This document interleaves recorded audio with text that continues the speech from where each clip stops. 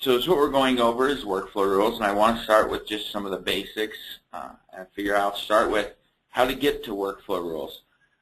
So to get to workflow rules, and well, let's go with this. Why would you want to create a workflow rule? Workflow rules allow you to automate Salesforce. They allow you to do a lot of different things inside of Salesforce and make it so that things happen on their own and require less of your input. So to get to workflow rules, you click on your name and click on Setup, and then Create Workflow Rules, and then click on Workflow Rules. In here, if we had any workflow rules, this is just a demo org, but if there were some, it would list all your workflow rules right here, and a description, what object they run off of, and if they're active or not. This description is important. I'll show you where you put that in here in just a minute. The reason it's an important field is it makes it so that as you're going back through, if something's happening and you're not sure why or where it's happening at, you can come back and look through the workflow rules and look through the description here, and it makes it easier for you to figure out what's going on with your workflow rules. So let's create a workflow rule. The first thing it asks you to do is pick the object it's going to run on. This is the object that starts the workflow. When you click on it, it lists all your built-in objects plus any custom objects that you have. So any of the objects in your org you can start a workflow rule off of. We'll go ahead and pick opportunity and hit next. This is where you decide when your workflow runs. Let's start by giving it a name. We'll just call this one test workflow. And here's that description. You'll notice it's not required, but this is very helpful for going back and troubleshooting, or just for knowing, a year from now, what did I create that workflow rule for? So I highly recommend always putting a description in here. So let's put some short.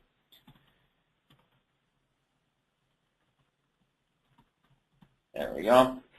And then you have three options for when the workflow rule runs. You can run it when it's created, and what that does is when an opportunity, since it's the opportunity object, is created, this workflow rule will run.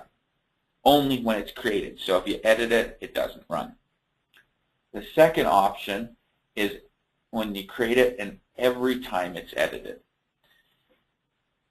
And then the third one is every time it's edited to subsequently meet the criteria. Let me explain the difference between these last two. I know that can be kind of confusing because they look fairly similar. The difference comes with the criteria down here.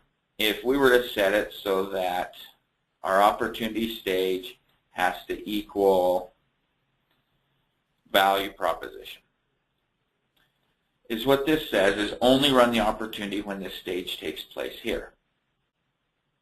If we set it on every time it's edited, it will run every time it's edited, and this is true. If you set it for every time it's edited to subsequently meet the criteria, it will run the first time this becomes true.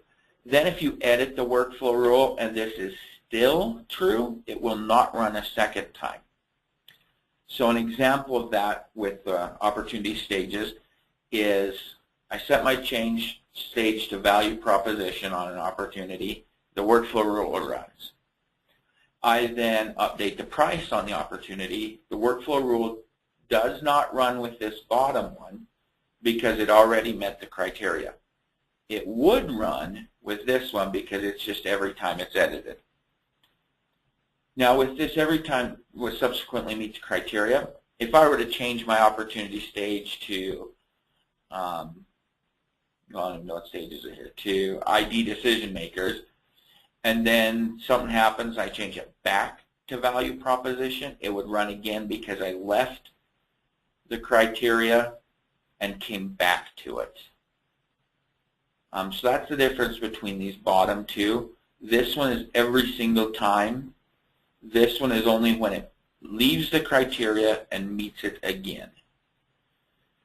The only downside to, well, the difference between the two, as well as far as rules, is right here. It says time-dependent workflows, and I'll explain those in a little bit, but you cannot set them with every time it's edited. So if you know you're going to use a time-based workflow, and like I said, I'll show you what those are in just a minute, you cannot use this option. Okay, rule criteria. Rule criteria allow you to say, only perform this workflow at certain times. And there's two different options. There's when criteria are met, and I gave you an example of that right here. You can set the fields, and it's got all of the fields on the opportunity, as well as some of the related list fields. So you could say, only when my account, I don't know, let's pick a good account field. Only when account ownership equals, and you could pick private, and then you could only run it when it would only run when it's private. And I didn't hit insert, so I didn't insert.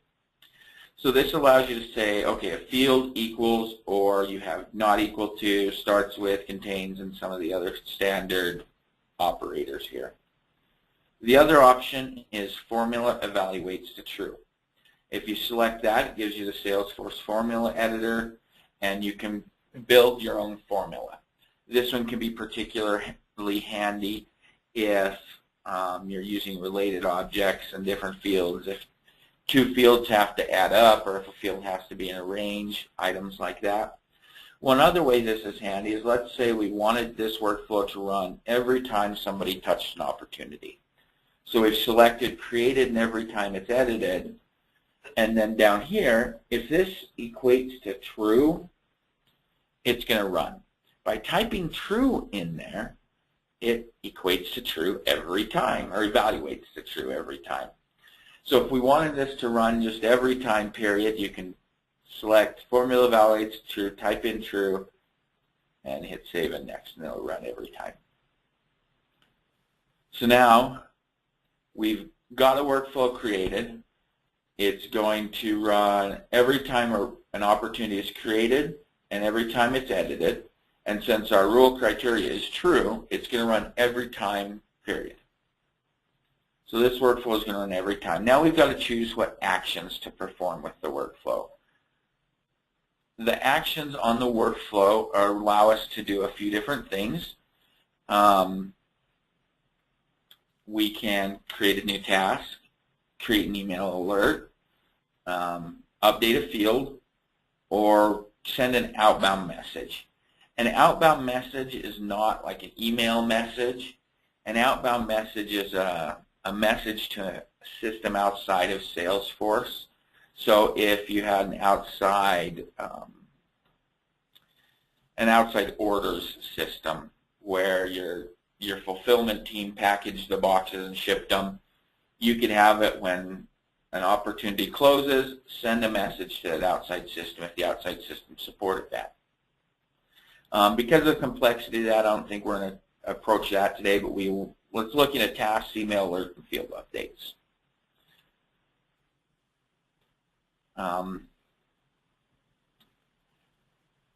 The task is a standard Salesforce task. You can choose who it's assigned to.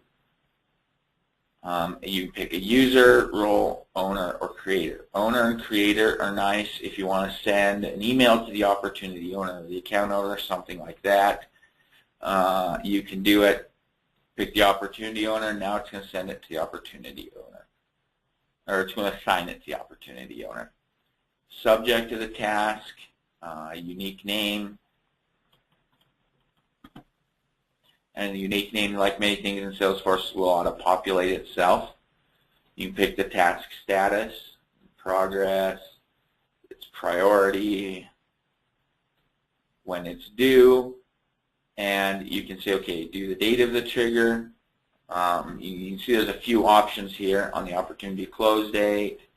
Let's just pick on the opportunity close date, and then you can add or subtract days. So actually, let's do this. Let's go rule trigger date plus 7 days. So there's 7 days to perform our task here. We'll notify the assignee. That way they're told they've got a new task. And the comments of our new task is, hey, the opportunity was updated.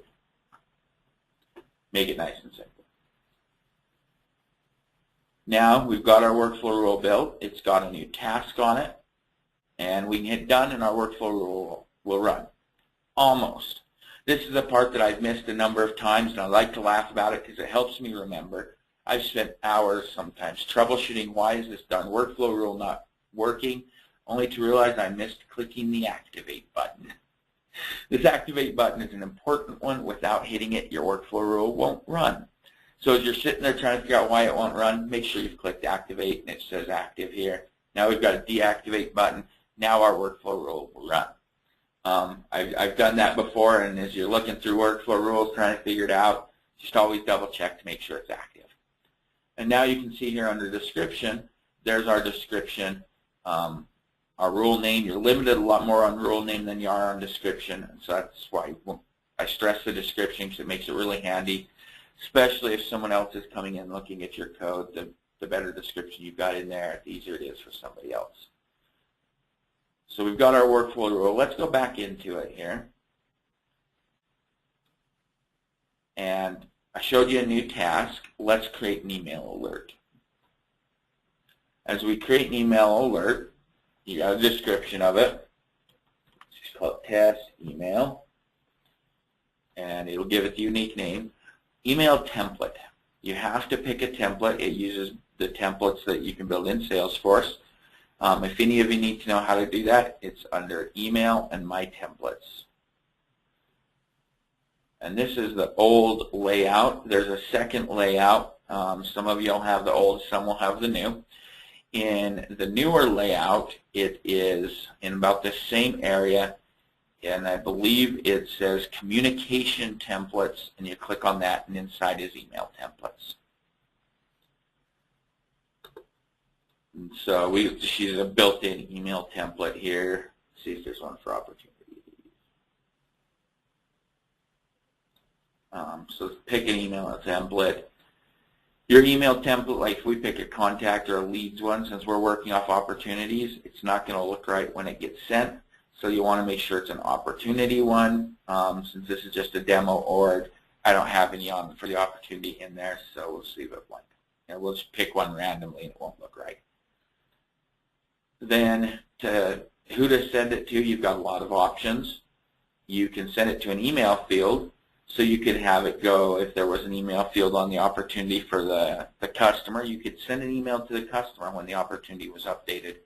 Or on cases, it's very handy for cases. You can send an email out to the customer when a case is closed so that your techs or whoever's working with your cases can work on the case, close the case, and the customer automatically gets notified, hey, we've solved this problem on your case.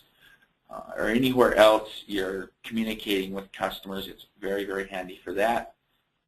It can also be used to notify people internally of changes and things. So you can use that email field for a lot of different things if that's where you want to send it to. You can send it to the creator, let's send it to the owner, we'll send it to our opportunity owner. You can also send it to additional emails. So if you want to send it to yourself as you're testing things, or if you've got a VP of sales that wants to know everything that happens on opportunities, you can put his email address in there. So we'll throw mine in there.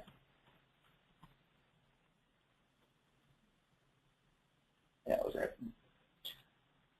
And this from is where it's coming from. It's either going to come from the current user's email address, or you can set up with workflows a default workflow user, their email address, and use it.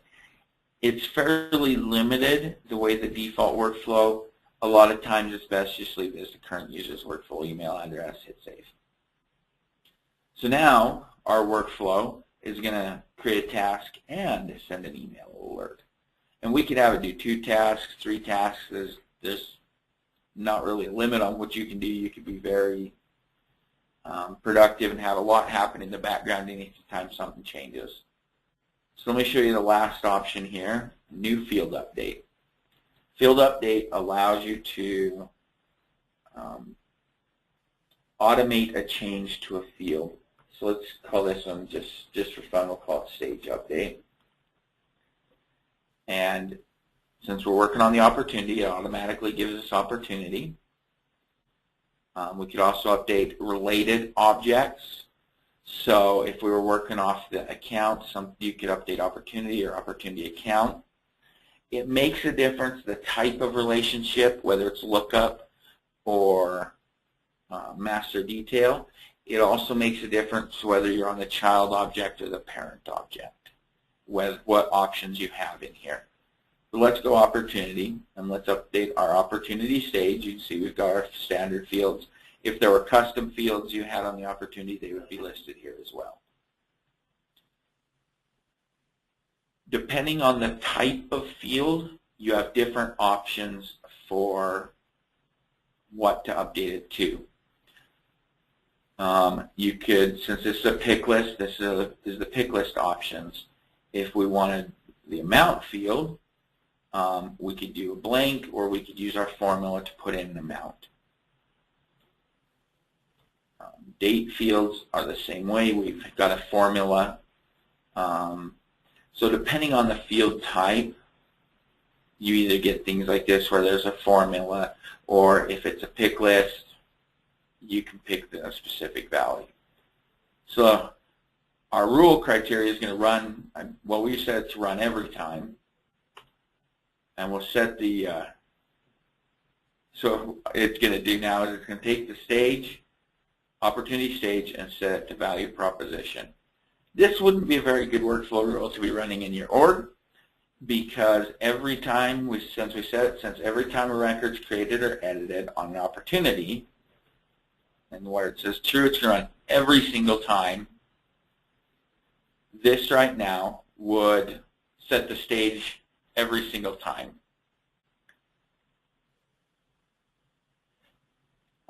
And I've got a question here. Can we trigger workflow rules when we take payments or when we send out event notifications? You can trigger a workflow rule really any time an object is updated or changed inside of Salesforce. So we could create a workflow rule based on an event. And so that is a very good use for workflow rules, is you can do it on an event. So when a payment takes place, you can set up an event as long as you've got a payment object or some sort of object to trigger the workflow. If there's an object to trigger it, you can set up a workflow to run on it.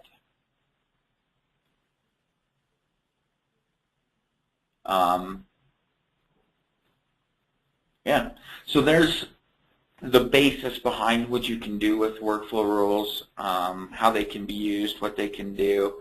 And like so this one I would recommend, because on an opportunity here, it's going to set the stage to one stage every single time, no matter what we do. But for demonstration purposes, I just wanted to show you what the update field did. So let me show you how this one would end up working then. If I had an opportunity in here, let's go create us an opportunity.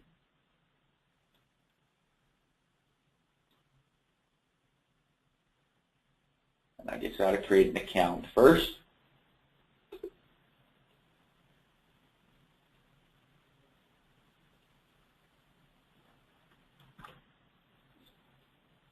Create us a test account. And now we'll go create us an opportunity. And just call it our test opportunity. And so since our workflow rule is set, whenever it's created or edited, it's going to run the minute we hit save. So let's set our stage here to prospecting. Remember, one of the things this workflow rule is going to do is update our stage. So when we hit save on this, you'll notice the stage got updated to value proposition, and there's a new task set that we set in place. And I should have received an email as the owner letting me know it came through too. And there it is. I just got it here. Let me pull it open. So there we go. That's the one notifying me of the task. Here's the one that we set up using the case workflow rule. So you can see there's a lot you can do with workflow rules. A lot you can automate, a lot you can set up. Does anybody have any questions, anything you would like me to answer for you or address for you?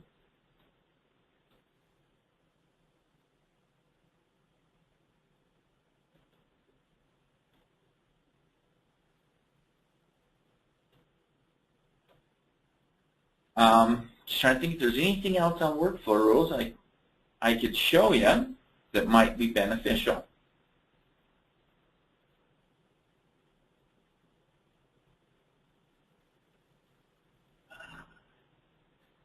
You know, I can't think of anything. I would say with that knowledge, get in, create yourself a couple of workflow rules, and if you've got any questions, contact us here at Chiasma and we can help answer them and help point you in the direction you need to go to automate your Salesforce. That's the nice thing about workflow rules to me, is they allow you to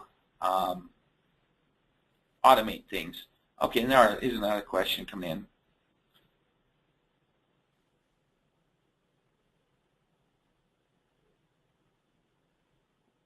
Okay, so here's a request to set up a workflow rule where if an amount is too high on an opportunity or is above a point, it sets up an event or notifies people inside of Salesforce. That's a very useful one, so let's do that. So let's create a new workflow rule, and we'll create it on the opportunity again.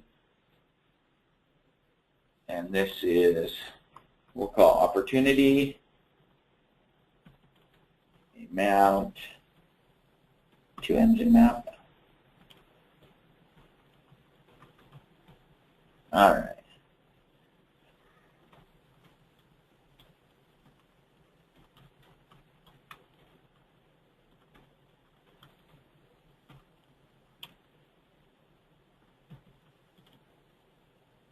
No idea whether amount is spelled with 1 or 2 M's. Spelling has never been my strong point, so we're going to use 1 M for today.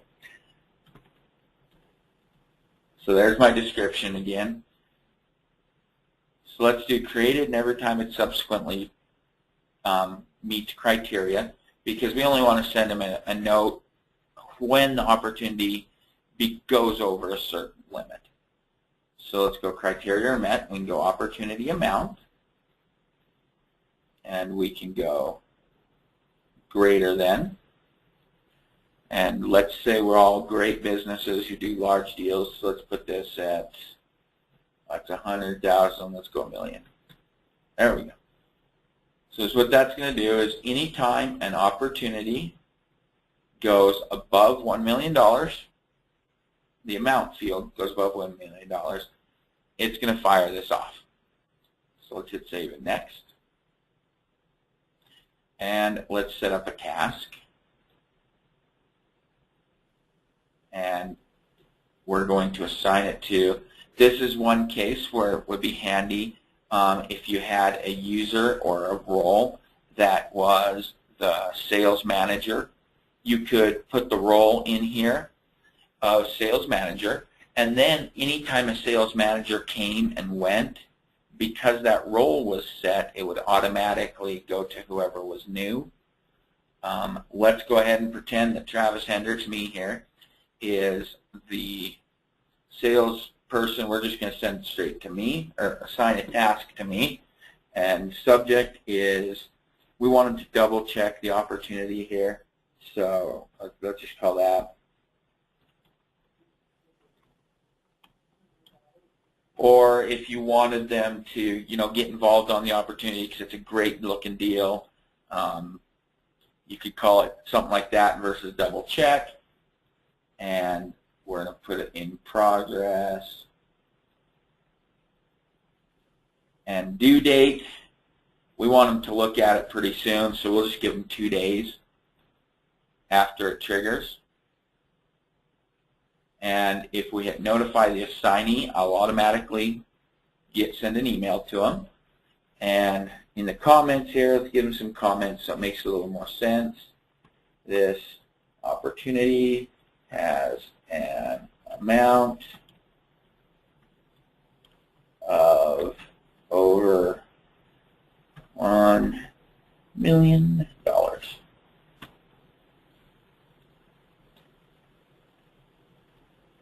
And that's all we have to do to create a task for a particular person, and it will notify them because we checked it on the task. So we don't even have to create an email for it. If we wanted to send specific information in an email, we could set up an email template and add it. In fact, let's do that real fast. Let's set up just a very simple email template. So we'll create a new template.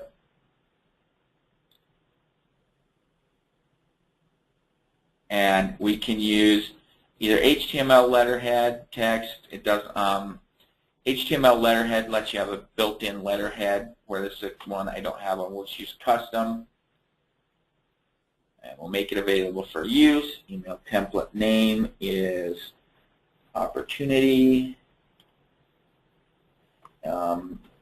amount too high. That way we know what it's for. And then it gives you the ability to build your opportunity, your email template here. What should we put as our subject? Let's just call it opportunity too high again. Opportunity amount too high. And then in the body we can put anything you want as far as text, as well as if you know any HTML, you can put HTML kind of things in here. Let's put some just fairly simple stuff in here, and I'll show you how the template works.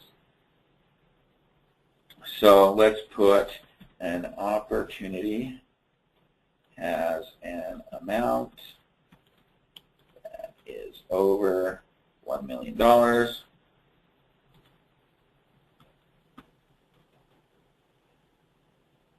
And then let's do this. Let's put a link to the opportunity.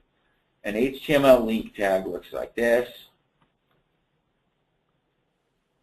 This way you can see how the HTML will work. If you want to put a field in there, you can. We're going to use opportunity fields here. And we're going to put the opportunity ID in. And you just have to copy that out and paste it wherever you want it.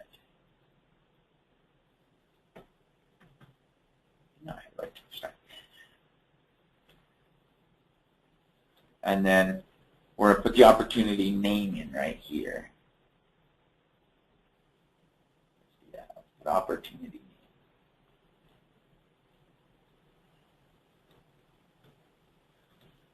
So it's what this right here is going to do is it's when this runs, it's going to replace the opportunity ID with this little code for opportunity ID with the actual opportunity ID and the opportunity name with the actual opportunity name. All right, there we go. So there's just a real quick template. We can hit next and copy text from HTML, and it'll just copy over whatever the actual text is and hit save. Now we've got us a template that we'll send over. This is roughly what it will look like, and with a link to the opportunity name in there. And so now we've got that. We come back to our workflow rule. Let's create us a new. Here, let me show this select existing action. It allows you to select if you're using an email alert that you've used previously. You can select it. So if you use an email alert more than once for different workflows, you don't have to create it more than once. You can reuse it. But we're going to create a new one here. And opportunity amount too high.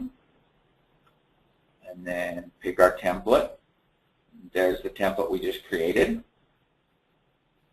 And recipient type, let's send it to, well, again, this is where we could send it to a role, or we're going to pretend this user, Travis Hendricks, is the sales admin or the sales supervisor.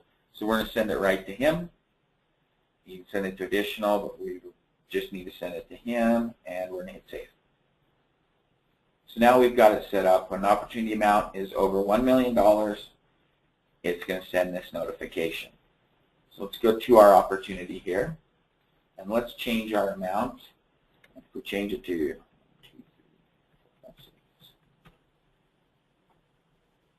it's got to be over $1 million, so $1,001,001.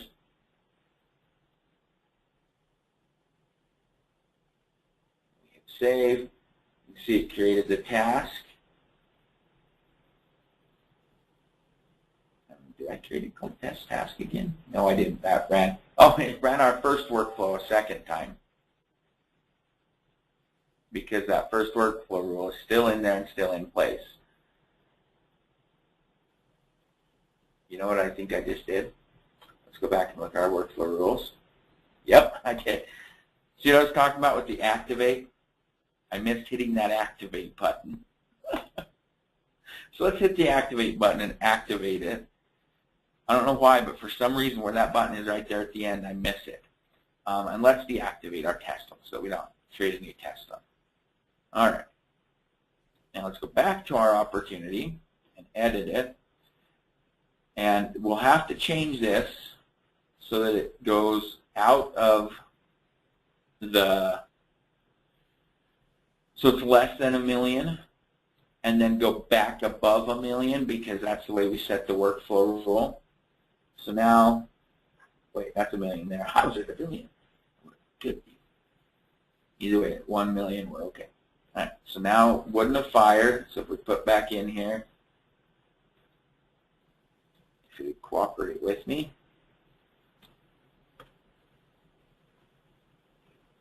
save that.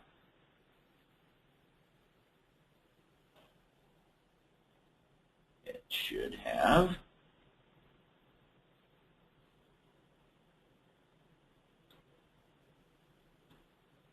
See if what I put in the amount back here.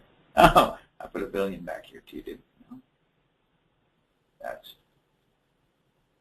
okay. It'd help if I could count zeros. There we go. All right, let's set it here. There we go. Now we'll go above the amount I put on the workflow rule. Or yeah. Okay, there it worked. So now we've got our double check the opportunity task, and let me check my email and see if I got the email. So here's the task notification that went out, and it's just the default, fairly simple one. Here is the one we created. An opportunity is amount is over $1 million, opportunity, and then test is what the name of the opportunity is. And if I click on that, I built my URL wrong, but you see that that's the link to the opportunity. So to make that work, I would have had to, I come back in here and edit that and show you it actually works. Should have known I'd have to do that.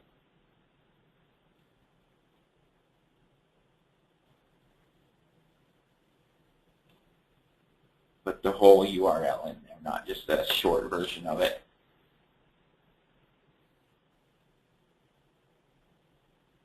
Now, if we come back here, I'll show you what I was talking about with the workflow rules versus every time it's edited versus the one that subsequently meet the criteria. If I hit edit and change the account name here, or not account name, but opportunity name for some reason,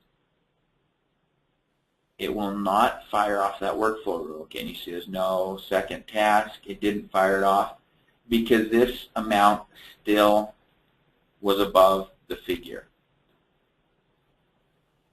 So if we go back down below, we'll just get rid of 10 here. Don't need to see our feed for now. Now if we add our 0 back in and go above that amount again so that the rule qualifies, there we go. It created our new task. And then we go back to my email. Oh, that's the task one again. There we go. Amount too high. See, it's got the new name on it. And if we click it, I'm right to the opportunity. Is that helpful and answer what you were looking for, hopefully? Is there anything else I can show you? Any other ideas? Anything else you'd like to see?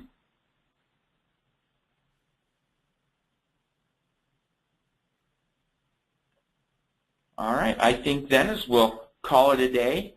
Hopefully that gave you the basis of what you need to do to be able to get in there and automate some things and take more advantage of the Salesforce and all the power it has. It's one of my favorite things about working with Salesforce is you can do a lot to automate it, make it do the work for you so that you can be more productive.